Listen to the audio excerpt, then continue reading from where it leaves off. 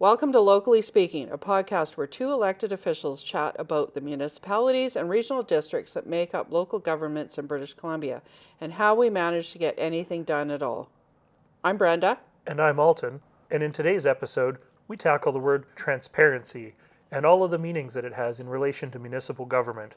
Few other words are bandied about as much as transparency is during an election campaign. But is it even possible? What can local government do to increase transparency without being accused of just using it as a buzzword? The outward characteristics of a board or council, as well as the profile of the chair or mayor, definitely can influence the measures adopted to improve transparency. But this isn't necessarily a one-way street, as it's up to the community to lobby for increased transparency. But does the average person even care? What do you think? That's a good question, Brenda. Obviously, as elected officials, we want to be seen as transparent, right? I don't think anybody campaigns on the idea of claiming to be less transparent. That's right. I think where I immediately go when somebody, accuses us of not being transparent, I do tend to get defensive because in my mind, it's not even something I consider. It's like, of course we're being transparent. I'm not hiding anything from anybody. We as a council are not intentionally hiding things that can be communicated to the public. So therein lies the issue, perhaps, of what that definition might be, perhaps. Well, you don't think the public appreciates all the secret meetings we don't have?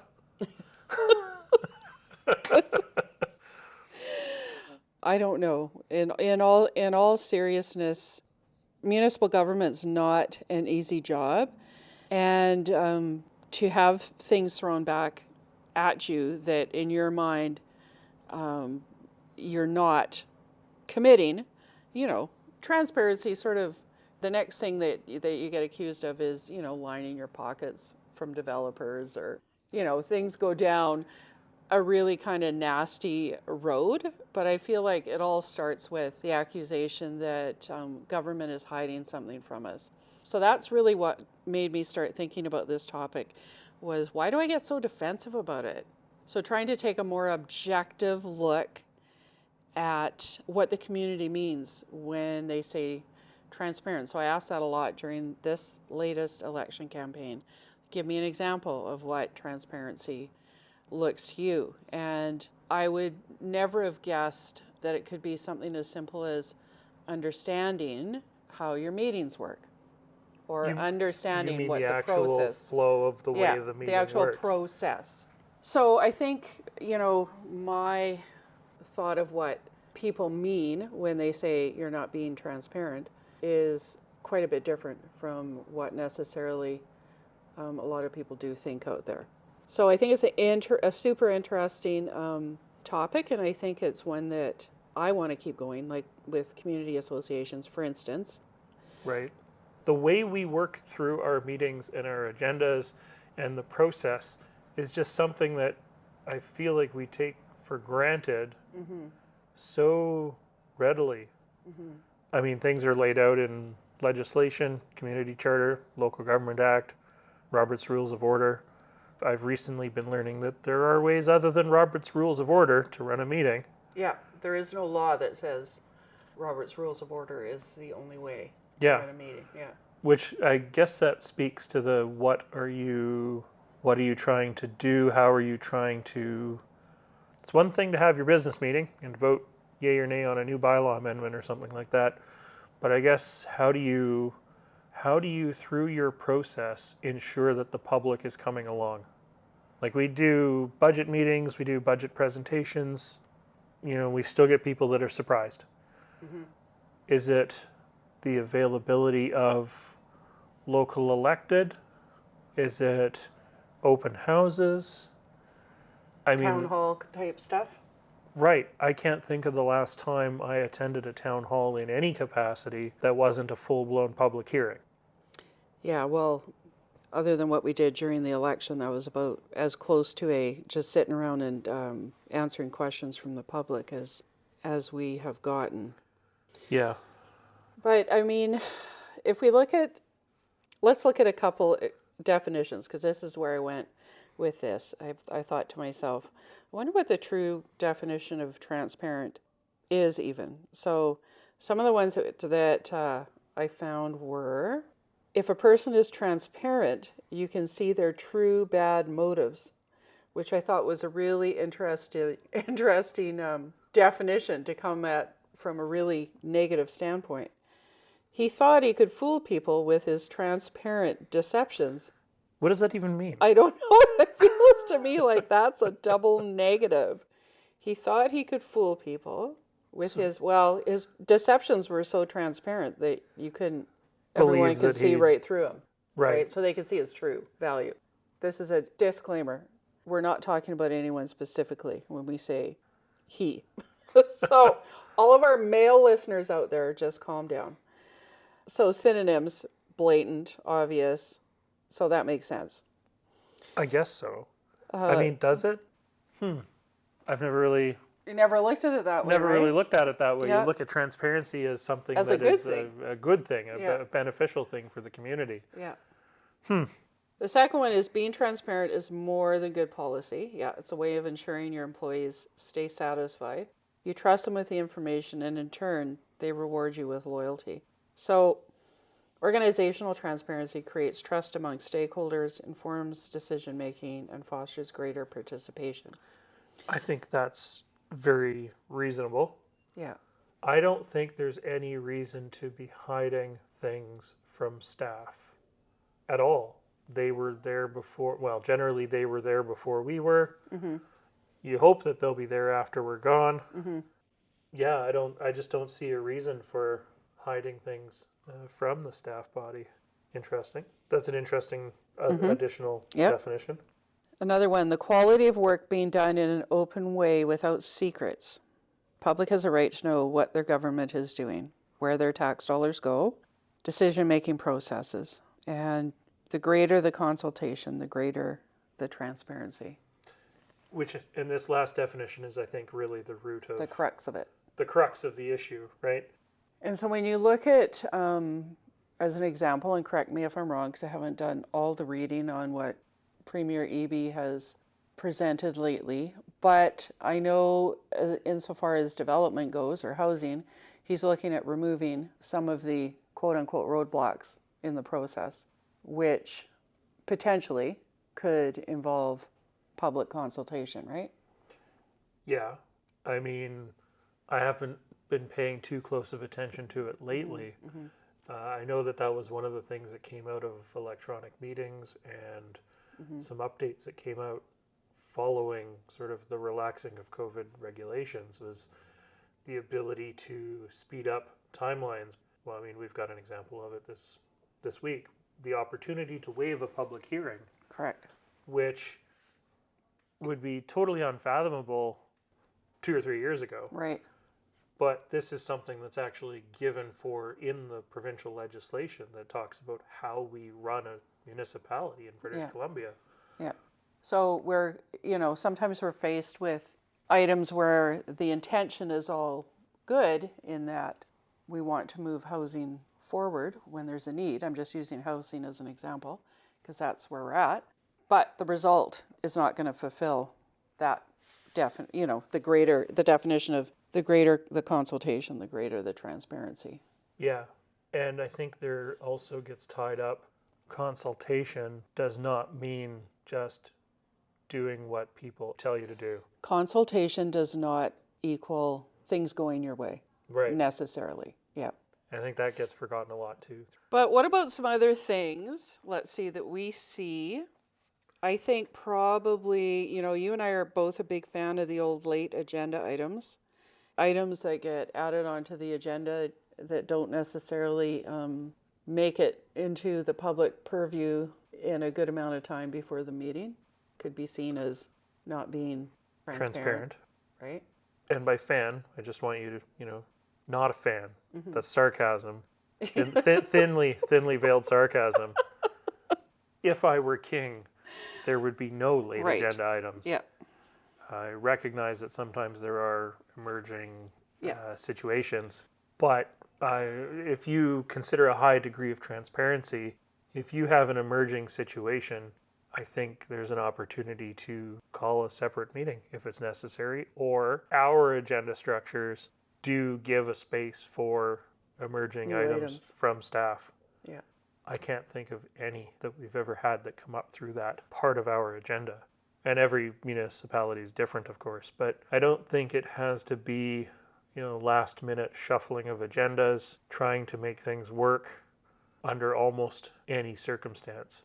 I know that, the Sunshine Coast Regional District, we can be quite guilty of the late agenda. It's not uncommon for us to have a committee meeting in the morning, and we've got recommendations from the committee meeting that have to Right. go to board in the afternoon. So the way it's structured doesn't necessarily allow you to really support that process That's right. of And having notification. Yeah. we had started making some changes about having more items going directly to board. If they need an urgent decision made, why are we even talking about it at the committee in the morning just to have staff scramble over the lunch break? Just send it straight to board and we'll deal with it there. Mm-hmm. Yeah, I mean, there's other things too. Even the arrangement of when the agendas come out, when the meetings are. Is your council chambers big enough to support the public coming out if they want to? Through COVID, I was sort of checking out some of the other municipalities around the province, and some of those council chambers, I don't know how the public actually participates in a meeting. So that's small. They're physically that small. I don't know if they have transparency issues or if it's more business oriented and they are going out more often. It'd be really interesting to dig into a little more. What about everybody's favorite topic? Closed meetings. Mysterious closed meetings. Yeah, how about closed meetings? This is something I know that I've talked with a couple of people about previously, is that if you're going in camera, we've got section 90, subsection 1 of the community charter that speaks to all the reasons that we can go in camera, but they're all written in legalese. Mm-hmm. And they're not really intended for the average person to know or care or easily understand. Mm-hmm. I wish I had some examples. I don't have section 90, subsection 1 of the community charter handy. But for an organization to go in camera because of labor relations pertaining to the appointment of an individual representing a municipality, well, what does that actually mean? At the end of the day, you're talking about appointing somebody to an advisory committee. Right. Or to your advisory planning commission. And I'd love to see if there's a way to make the public-facing side of things a little more human readable, human friendly, I should say. So, in other words, as well as having the section 90 paragraph on the face sheet of the agenda, you could have a translated version? Almost. Yeah. Yeah. Or, section 90, subsection 1, bracket A, to do with, a topic. I don't know A offhand, but when you get to legal, legal update. Yeah. Not just, information that is pertaining to solicitor-client privilege and could harm the municipality if released. Mm-hmm. Just say legal update. Mm-hmm. It's not so hard. Yeah. Yeah, that makes sense. I mean, I think there are valid reasons for having closed meetings. For sure. And, doing some of this business not in a closed format could be really uncomfortable for some people that, if you have 20 people put their names forward for a committee and they're, not all going to get on there, it's not really nice to be sharing all that in public necessarily. That's up to them to share if they want. For sure. So I think there are some valid reasons, legal aside, but those are good points that you make. Even when you talk about contracts or union negotiations or, like I said, legal updates, like those are obviously things that would be harmful to the municipality in a public meeting. Or, as we're often reminded, think of how it would look on the front page of the newspaper. Yeah. Like, obviously that's important that conversation stays closed. Yeah. But does that mean that we have to throw the legal speak at anybody who's wondering what we're doing there? Yep. And I mean, overall, I think people would be pretty bored to attend the closed meetings. Sometimes I think people think there's all sorts of juicy stuff going on behind closed doors. With the 160 some odd municipalities around the province, I'm sure that somewhere there are juicy things going on behind closed doors. I think one of the, this is really a bit off topic, but one of the things that shocked me the most about getting elected in 2018 was really how limited we are with discussions that we can have. Yeah, I mean, obviously we can't four of us go for coffee and talk about what's on the agenda. That's not on. I guess my point is that there are other limitations about how we can communicate with each other besides closed meetings, right? Yep, for sure. Not that that doesn't necessarily relate to the transparency conversation, but it was something that I didn't really think a whole lot about. I mean, I knew it was a thing, but I don't think I really thought before I was elected what it would be like to actually live that. Okay. You know what I mean? So it's off topic of transparency, but it's just on the communication piece and how we are really, like decision making happens at council meetings. And so if Joe Blow Public is out there and thinks that we're out there scheming with some developer about whatever, it's just a bit laughable. Anyways. Yeah, I mean, but on the flip side of that, there's absolutely no reason why one member of council shouldn't be able to pick up the phone and have a conversation with another member of council about something that is coming up on the agenda if they're not understanding or want some help or want to just sort of feel out people's opinions. Yeah, which that happens. Yeah. Oh, for sure. Yeah. You just can't sit down in a group setting to have that conversation and hash it out. Yeah, as if to, I guess my point is you can't drive a decision before it comes to council. Yeah. You know. Yeah, supposed to be coming to the meeting, open-minded. That's right. Mm-hmm. Yep. Okay, back to the transparency topic. I was snooping around the internets, as my mother used to say, and I found this research paper that was done with regards to transparency in municipal governments. Now, this is based on their websites. Okay. But I thought it had some fascinating findings. So let's just have a little chat about them. So one of them was higher electoral competition at the local level increases transparency. So that's more people running in an election improves transparency. That kind of makes sense because you're going to challenge each other. Yeah. Right? Yeah. Per you know, like the new ones perhaps will challenge the incumbents. Everyone might challenge people who aren't incumbents but have run before. Whereas if you just had 7 people running for 6 seats. There's an interesting side to this because I don't know that I agree. Okay. The last election, we had 13 people running in the district of Sechelt. Mm-hmm. When you get to the all candidates forums, you're getting 13 people saying 9 different messages because there's not a lot of opportunity that's good the point. way they're formatted to really talk about what's important to you or even issues that you may perceive in the community. But remember this, okay, so that's based on our experience. Yeah. But hypothetically, if you had a higher number of candidates running in a different format, I think they would push each other. Yeah, I can definitely see that perception, or the idea behind that statement from the research paper, for sure. Okay, what about the number of consecutive terms served is associated negatively with the level of transparency? So the longer you've served, the less transparent you are. Yeah. Oof. I mean, you and I are only 1 term into this. Are you feeling particularly accused of not being transparent yet? Well, I think we were accused all through the election campaign. It would be really interesting to talk to somebody who's been doing this for 30 years. I wonder, what's the fellow's name from Langford that just finally was unelected? He was there for a lot of years, right? I can't remember who. Yeah, I know who you're talking about. Or somebody? Does it get to the point where, oh yeah, he's running again. Oh yeah, he's fine.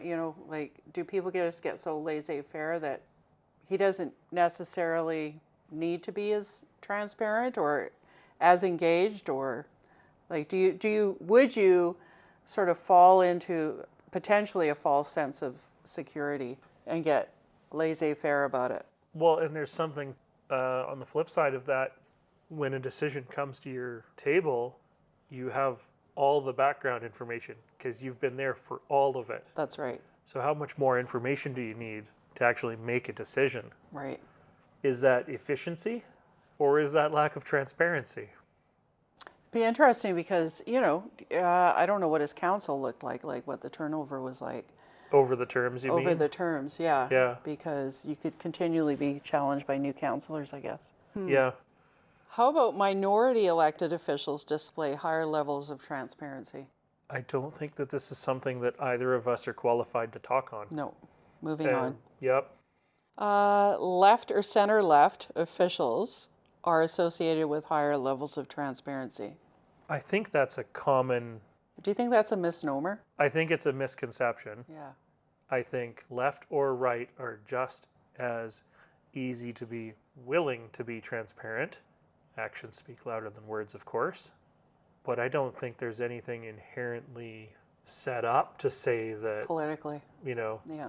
Somebody who's left of center is more transparent than somebody who's right of center. I think it's a perception. Yeah. Now, is that a socialist versus business attitude, do you think? Or do you think that that's truly a conservative versus progressionist? I think it's all of them. I both of those. Really? Okay. Yeah. Why? But why? I think it's just misperceptions. I don't know. I feel like a lot of my youth growing up, even though we always had a business, politically, business was always the bad guy. Right. That side of the political realm was always the big bad guy. And so, I mean, that could just be sort of the biases that I grew up with. And it was always odd to me because we always had a business growing up. So I can remember challenging that with my parents. But to them, it was never like they would never be talking about local business. Okay. But it was always about the BC Liberals back in the day. Back in the day, yeah. So I don't know. I don't know where the evidence, why that would be. Yeah. I don't know why. I know that I've brought it up a number of times with people, but like I came of age as a teenager living in poverty when Gordon Campbell and his team were first elected. And my mother and close family friends were heavily involved with the unions, with labor, with advocacy work for the lower class. So I can totally appreciate that misconception because, I grew up on the socialist side of the spectrum. It was always business bad. Well, not business bad, but there was definitely to be seen a high level of mistrust and a low level of transparency at the time. Mistrust, that's the word. Yeah. Yeah. And that sort of line of thinking is how I ended up being more on the social side of things and ending up in healthcare and et cetera, et cetera. How about the degree of financial autonomy of the municipality is positively associated with a level of transparency? What do they mean by that? The degree of financial autonomy?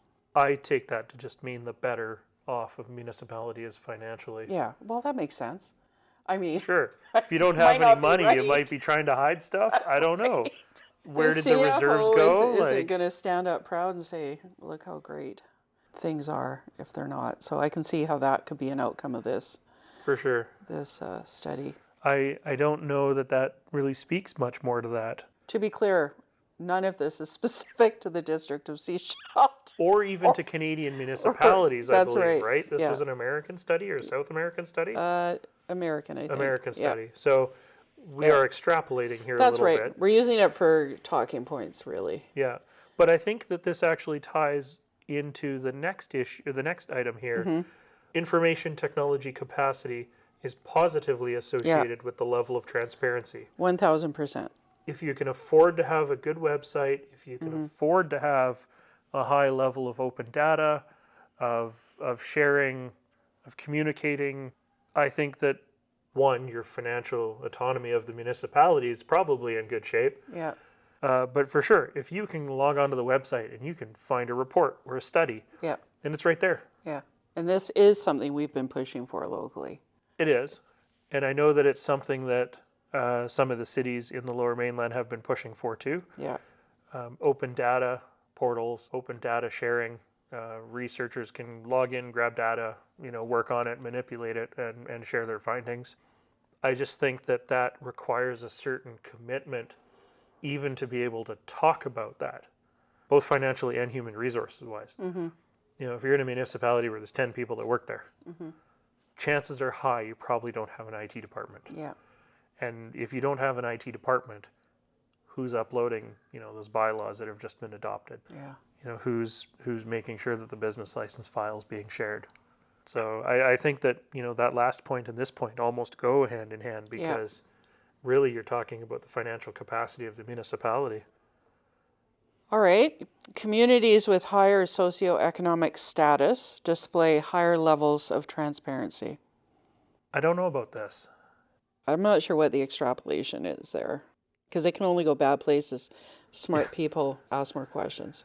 It's a complicated statement that they've made in this report, but I think it's an interesting point that higher educated people ask more complicated questions, Okay, I see where you're going with that. are more capable of understanding reports that do come out. Mm-hmm. If you've got a highly technical report and your community is made of retired engineers, they're going to dive all over that report. Right.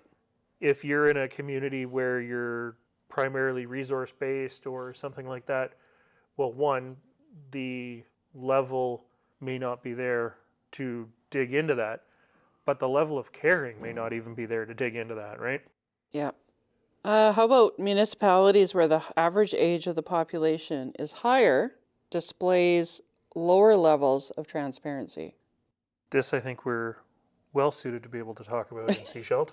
I don't know that I agree with that for some of the same reasons that I just mentioned with the socioeconomic status. Your average age of population being higher, they are typically retired. They typically have time on their hands More time, yeah. to show up to things. We've got a couple of regular attendees at our council meeting. Mm-hmm. And when you look at other councils, other boards, they will have nobody show up regularly. And I don't want to say that anything secret or untoward goes on when members of the public aren't present, because most of these meetings are live streamed or recorded. Yeah. But I think having members of the public present definitely heightens the transparency. And you only get those members of the public present if they're unemployed or retired. So I don't know that I necessarily agree with this statement. Mm-hmm. I was surprised. I thought it would be the opposite, because of the potential of there being this population of retired people with more time. Yeah. To be involved, to be asking the questions, to be on the committees, etc. Yeah. So it's interesting. Again, this is North American, not our community necessarily. But, I think another thing that we're seeing, unrelated to transparency, but with the aging population, is the more of them are having to go back to work. Right. And I think there is a shift in how we think about the retired population as well. And they may not have as much time on their hands as they have in the past. I think that's definitely something we're going to see over the next decade, a shift towards that. Okay. But I would have thought that would have been the opposite. I was surprised. Right. Population size is positively associated with the level of transparency. So the higher your population, the bigger you are, the more transparent you are. More transparent you are. I somehow would have thought that was the opposite. I'm inclined to agree. Because if you're a bigger community, there's less chance you're going to know your council, know your staff that work there. Mm-hmm. A development opportunity that happens in a neighborhood, if you've got a high density population, I would wager that the majority don't care.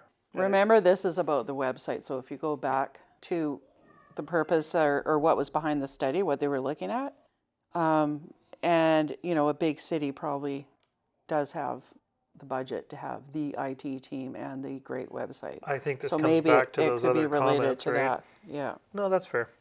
Last but not least, higher voter turnout in mayoral elections is positively associated with higher levels of transparency. Is that because they're Well, looking to toss somebody out? will we know? Our turnout was not great. Our voter turnout in Seashell was not great this time around, and we've spoken to that in the past. Yeah. Positively associated with higher levels of transparency. I don't know how that's supposed to even be a thing. Ultimately, it's the individual's decision how they're going to represent themselves and what their philosophy is going to be. That's right. Around transparency and engagement. I'm not sure that how it relates to voter turnout. Yeah, I'm not sure. It would be interesting to read more of the background on what fed into this. Do you still have this original study? I think I saved it somewhere. Okay. Yeah. We'll find a way to link to it somehow. Yeah. I'm really curious to do a deeper dive on this research paper now. I wasn't before we talked about it. I was just sort of reading the notes going, yeah, okay, this all sort of makes sense. But They're all thought-provoking, right? They are, for sure. I mean, I think this is a topic we're going to have to come back to. Not necessarily anytime soon, but I think that we will need to discuss it more. I think it would be kind of interesting actually to discuss it with a couple of our community association leaders or somebody else from the community. Yeah. But so that has a vested interest in, takes an interest in how municipal government runs and such. Who cares about transparency? Because, we're elected, so we clearly don't care. Not who cares about transparency. Who cares about transparency? That's right. Somebody has to. And how they feel it is or isn't being handled. Maybe we want to find people from community associations outside of our community. Not because we're doing anything wrong here, just to broaden horizons. Yeah. Anyways, this topic, it has stuck with me since this last election campaign in particular. So I look forward to more discussion on it. There will definitely be a future. part 2 on transparency for sure, in some fashion. Thanks for listening to Locally Speaking, a podcast where 2 local government officials chat about our regional districts and municipalities that make up local government here in British Columbia. If you aren't following our podcast yet, you can subscribe wherever you consume your podcasts. Maybe you have a topic suggestion for the show, or you want to come and chat with us about what's going on in your area of the province. Drop us a line at locallyspeakingpodcast@gmail.com, and let's make it happen. Locally Speaking is recorded on the traditional territory of the Sechelle Nation.